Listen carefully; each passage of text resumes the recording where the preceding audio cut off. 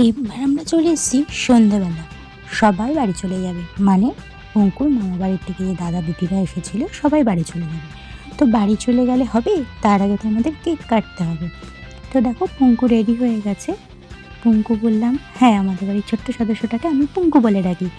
তো দেখো পঙ্কু রেডি হয়ে গেছে আর ওর মা কোলে কোলে নিয়ে বসলো কেক কাটতে। তো ওকে দেখো কেক কাটানো হচ্ছে।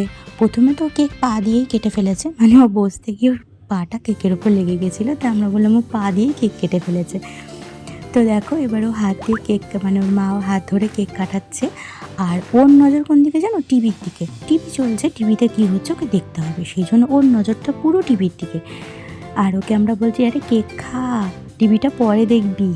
তো এই যে কেক খাচ্ছে আর আমি বললাম একটা ফটো তুলি, আমার দিকে তাকা। কিছুতেই আমার দিকে তাকাবে না, ফটো একটাও তুলতেই দেবে না। তো যাই হোক কোনোরকমভাবে ফটো তোলা হলো আর ওকে কেক খাওয়ানো হলো। মামা বাড়ির সবাইও কেক খেলো, দিয়ে দাদা দিদিরা ওকে টাটা বলে বাড়ি চলে গেল।